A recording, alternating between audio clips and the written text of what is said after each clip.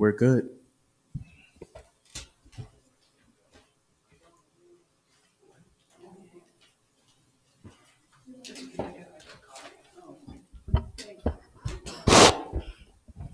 Good evening and welcome to the Warrensville Work Session Board Meeting for Wednesday, March 12th, 2025. Dr. Rock, would you please call the roll? Mr. Fuller? Here. Mrs. Gator? Here. Mrs. Newman? Here. Mr. Freeman? Here. Mr. Roberts? Here. Would everyone please stand for the Pledge of Allegiance?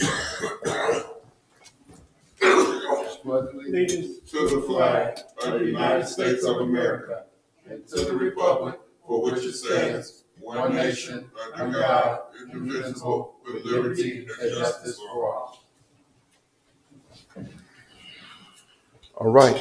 Next item on the agenda is the approval of the agenda. Board, do I have a motion? Mr. Chair, I'd like to move item 1.3 on tonight's board work session, approval of agenda for March 12th, 2025 work session. All right, thank you very much. It's been properly moved and seconded. Any additions, board? John? All right. Dr. Rock, would you please call the roll? Mr. Fuller? Yes. Mrs. Gator? Yes. Mrs. Newman? Yes. Mr. Freeman? Yes. Mr. Roberts? Yes, motion passes 5-0. Next item on the agenda is item 1.4, board reports, and we have 3 board members that will be reporting this evening. I'll start with the. Yes, ma'am. I didn't really quick update because I really didn't prepare anything. So we attended the Beyond The basics. Yeah, so it really was a refresher course, I guess you could say, for some of us.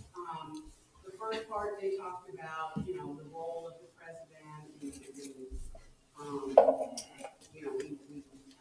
then hear updates on legislative, legal, and policy. And they did a pretty thorough job of going through some of the different legislative concerns that are out there. I thought it was a really good session. I think, I liked the little, when we split up into the different groups and we got to hear feedback from others about how they were dealing with the situation. It was a good session.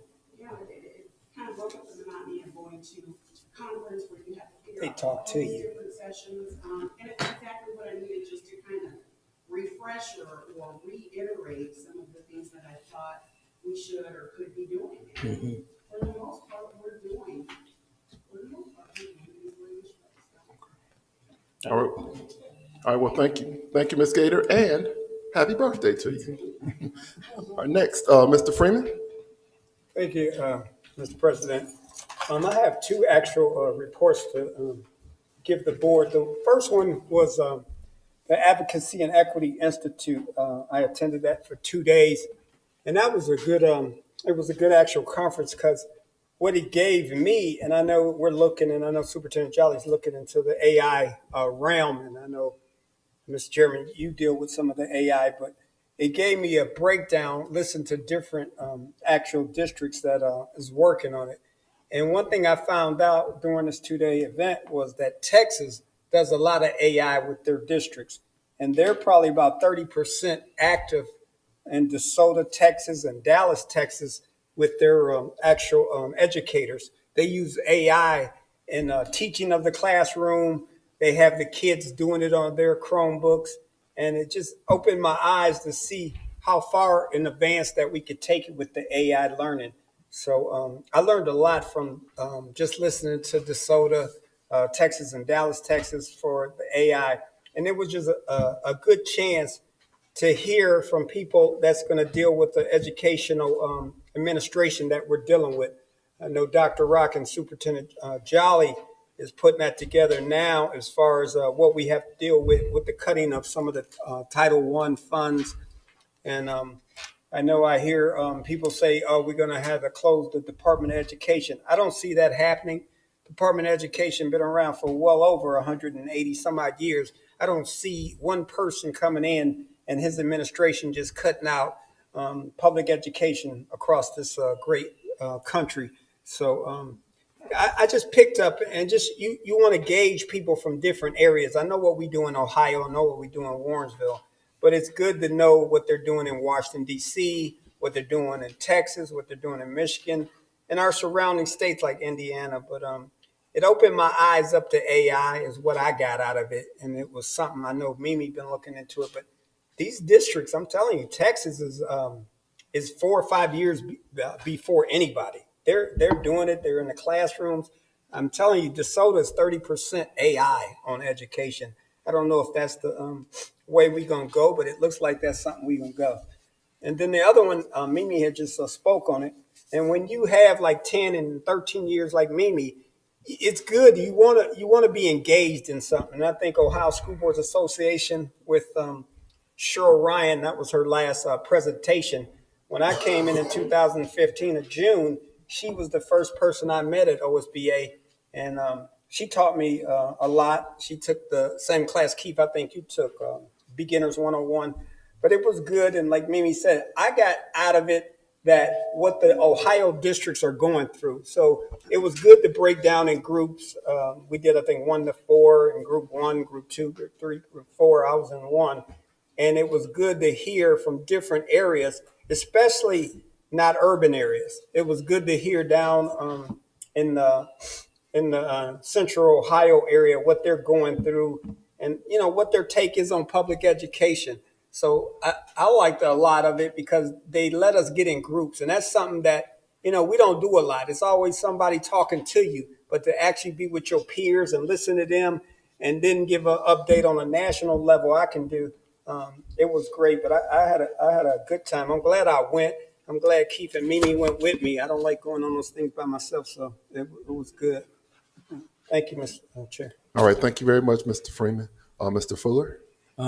Yes, just to piggyback a little bit what Ray was saying with the smaller groups, it was just good to be able to see different districts and, like you say, with different sizes of student population, go through some of the things and some of the issues that this district has a tendency to go through, like the student attendance rate, chronic absenteeism, things like that, and to see it on a level of from cities to rural schools, and just to be able to piggyback and talk about what each one of us are going through, and be able to bounce information off of each other, and share a lot of things that you might not think about. And another thing that I found, and this was a little funny, but it reminded me how great this board is, how to hear different boards talk about their boards. And I thought that was a bit of a surprise because I just wouldn't expect that to be put out there like that, So it's just good to know that this is a board here that, we get together and we come to a commonality, and we share ideas, but we have one common goal and we stick to it. And that's just something that's just very refreshing. So. Okay, well, thank you very much, Mr. Fuller. I'd like to thank all three of you for your attendance, your involvement, and filing the report upon your return. So I'd like to thank you all very much. Next item, move to section number 2. There's a resolution for tax valuation complaint. Dr. Rock, before we, would you like to give comment on this before we proceed? Yes. As we all know, a few years ago, the state tied our hands on valuation requests with the Board of Valuations. Before we were able to go and seek, we would look at valuation changes and be able to file our own complaints. Now it's all set up on these benchmarks. And the benchmarks are, it has to go over a certain amount. It has to be a certain percentage in order for us to file a complaint. So this transaction is,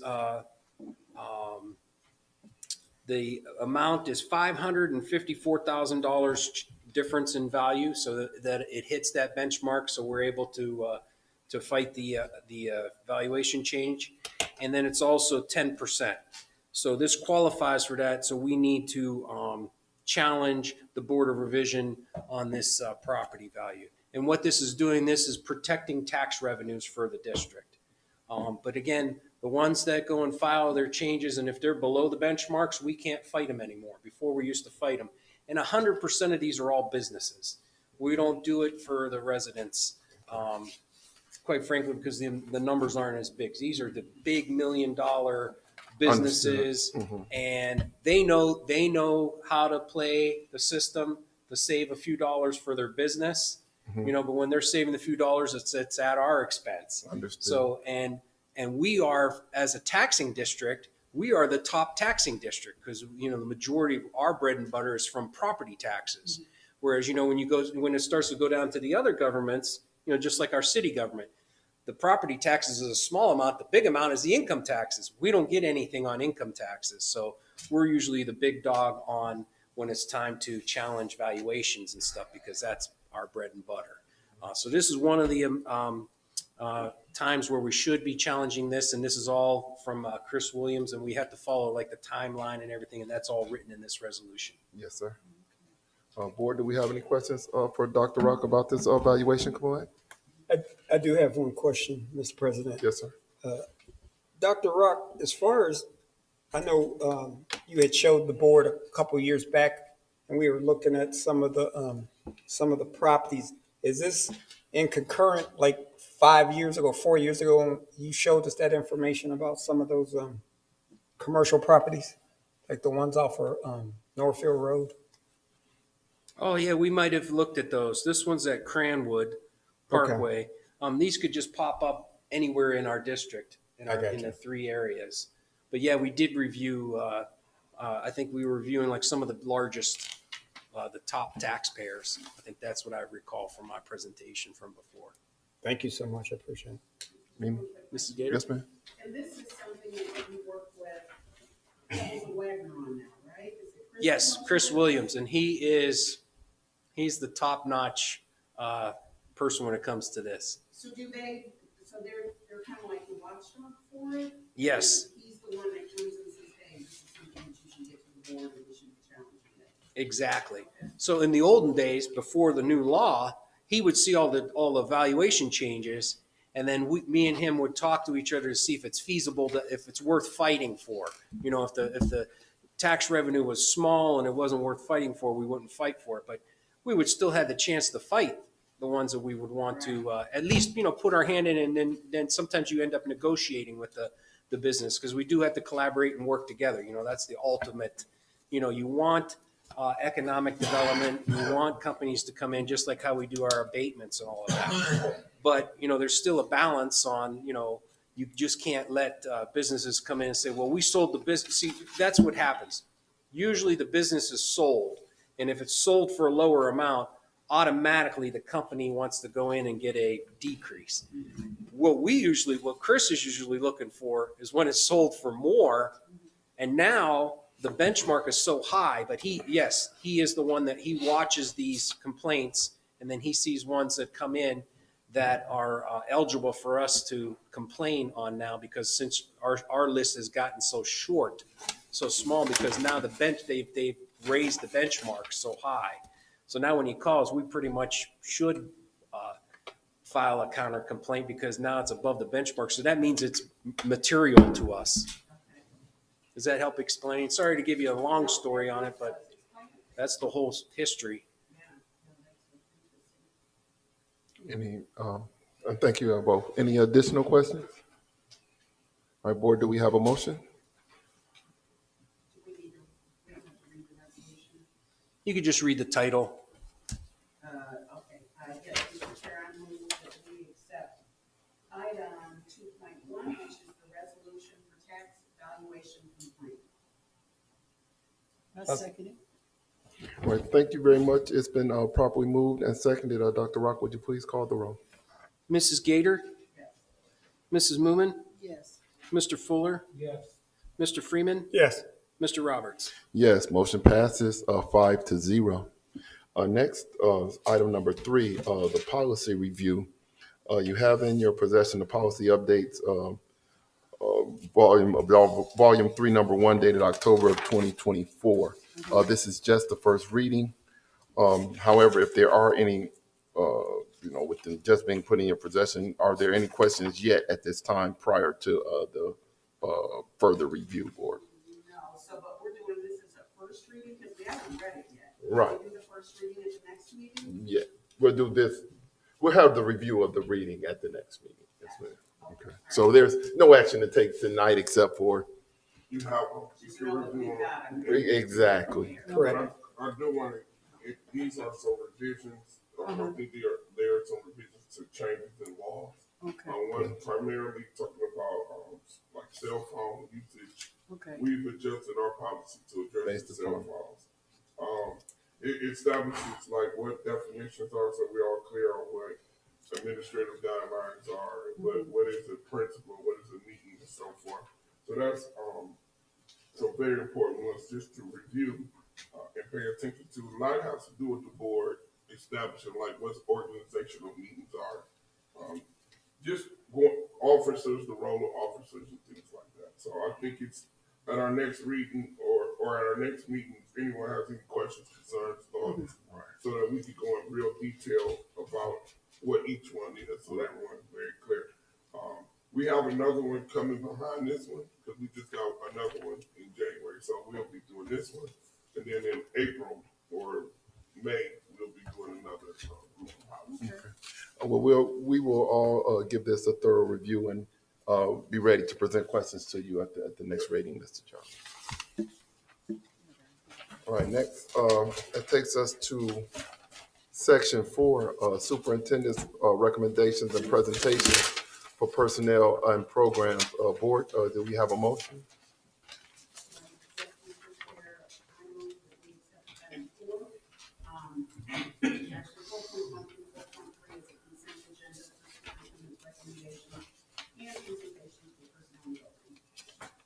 A second. All right, thank you. It's been properly moved and seconded. Mr. Jolly? Yes, 4.1 is a new job description. We are making some adjustments to our curriculum department. We'll be coming to the board with a revised curriculum department. We'll be making some reductions, I believe, in the workforce, trying to become more efficient, but having positions that address the needs of the district. OTES is our teacher evaluation system, in which we need some support and expertise in. Our special ed population has increased. We went from 18 autistic students to 57 in 3 years. This is the result, again, of COVID. We believe COVID. We believe it's other factors that's in play. All districts in the surrounding area are being increased in special needs students. So we need additional support with their IEPs, their identification, and so forth. And then career readiness, this aspect is exposing students from pre-K to 12th grade to college and career readiness. We do that on a small scale, but we need, especially with the changing of times today, of what's going on in the world, we have to expose our students earlier, more frequent, and better. So this job description will encompass all three. It will report to the human resource director and the special ed director. We will be coming back probably at the work session in April with a total plan for curriculum, how we're going to become efficient, change a couple of roles and so forth, so that we are running to our 5 next year, which we hope this year we get that 4.5 or 5 this year.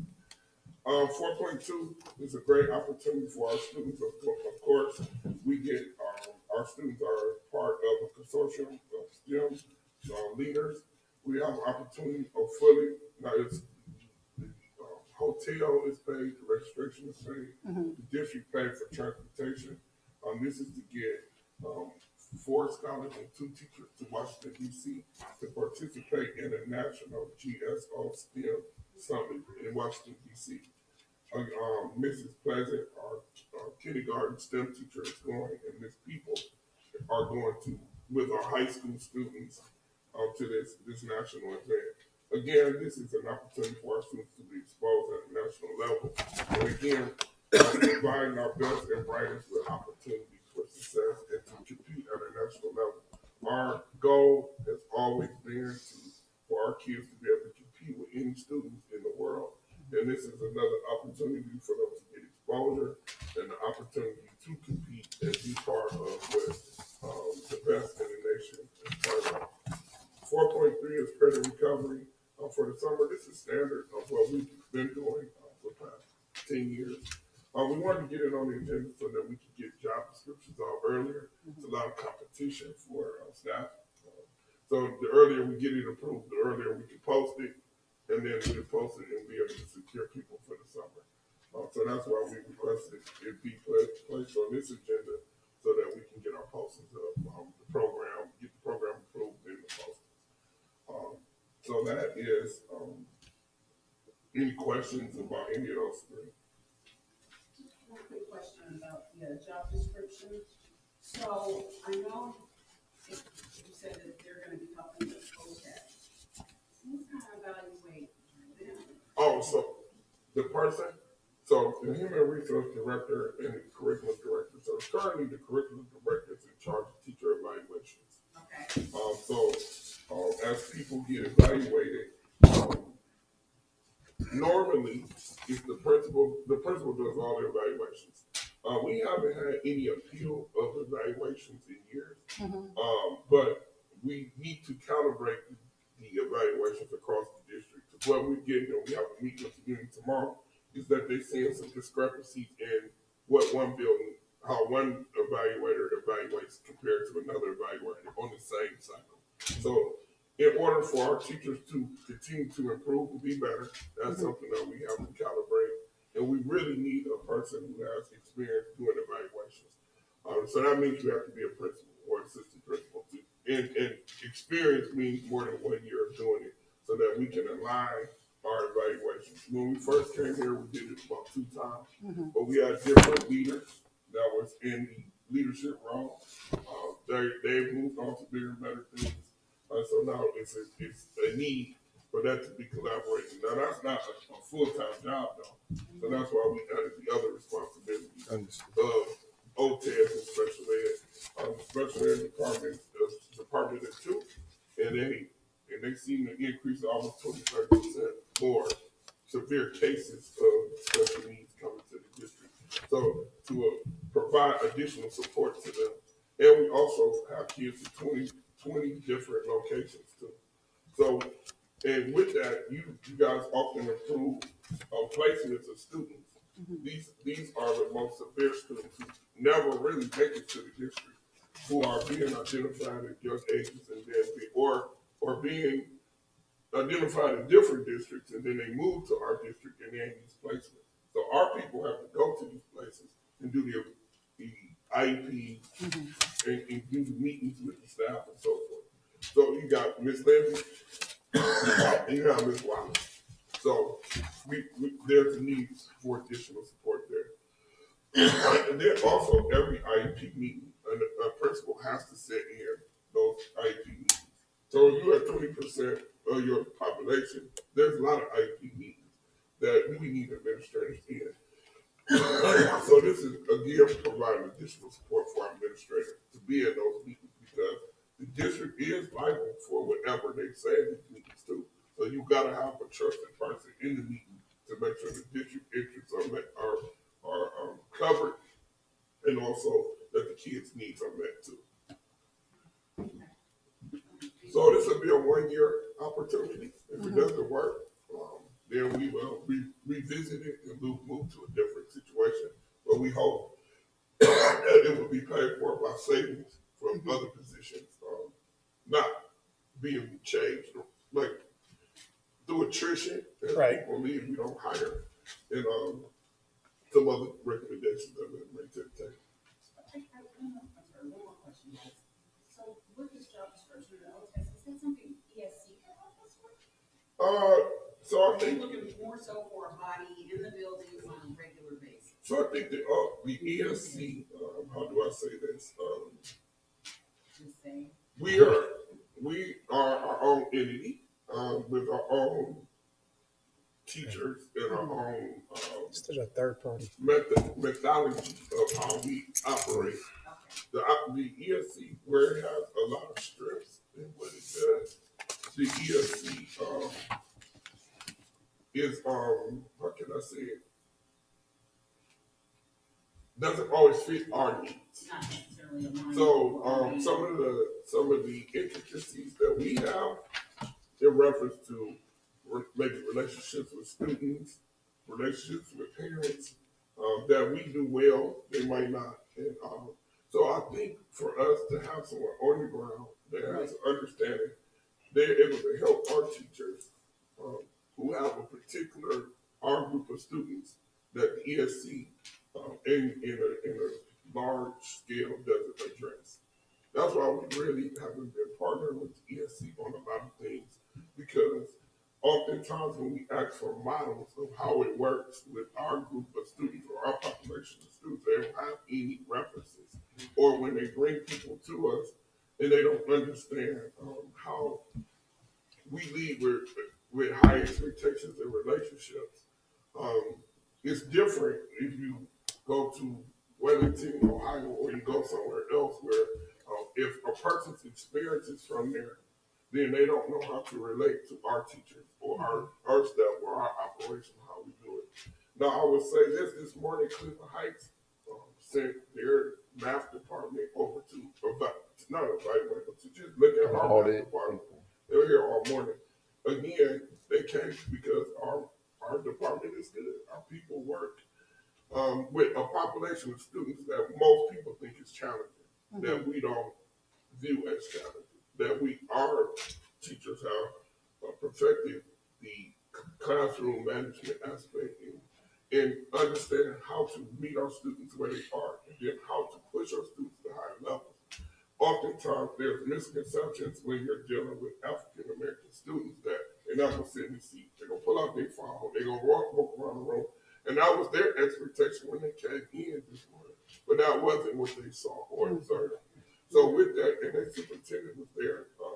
She also, gave Ms. Bishop, credit and the culture of the building credit, because again, the mindset that you coming into our schools, you're going to come into chaos, you're going to come into all this that doesn't exist. Every school has situations that occur where kids are upset or kids cry or kids have challenges and problems. But we have the layers of support with social workers and heart to heart and counselors and all of these layers to support our principals and staff and teachers when those occurrences happen. So you might come into elementary school and see a little kid crying, or you might see somebody doing something, but then there's support there to assist that child. So with that, even with the high school and how strict it's ran, is the reason why it's strict. Because again, every parent expects their kids to be in a safe place. Every parent expects their kids to like them. So, and we haven't seen a bunch of parents at our meetings because it's a caring environment, it's a loving environment, and we provide our kids with opportunities for success. The band goes to Hawaii, New Orleans, the basketball team goes here. We don't just do the sports, we do, like you see STEM students going to Washington, D.C. So with structure comes expectations. With expectations come kids raising themselves to the level that we expect. And with that, there's going to be children that got to be dealt with a firm hand, in which we do, while still loving and caring and providing them with resources for success. So I hope I answered the question. In the ESC, I'm not gloating about Warrensville. I just believe we do things better than A little different. districts who look like ours across the board, because most people don't have the commitment of the leaders, the support of the board, the support of the community, and everybody wanting the kids to have to be successful. Right. From the mayors to the council people to the board. Everybody wants kids to win. And with that, that's what makes us unique. So we do seek help in certain areas, but in areas of like teaching and learning, I think we've, on our journey, figured out that we do it better with our people. Thank you, Mr. Jolly. Any additional questions, board? All right, Dr. Rock, would you please call the roll? Mrs. Moomin, Yes. Mr. Fuller, Yes. Mrs. Gator, Yes. Mr. Freeman, Yes. Mr. Roberts. Yes, motion passes 5-0. That brings us to item number 5, announcements. Mr. Freeman, I believe you have something for us. Yes, Mr. President. Next week, me, Ms. Gator, and Mr. Fuller will go to our annual conference, the Consortium of State School Boards Association, better known as COSBA, and the Unified Boards Alliance that I represent as a co-chair. So that'll take place on March the 20th through the 23rd in Atlanta, Georgia, at the Hilton Hotel.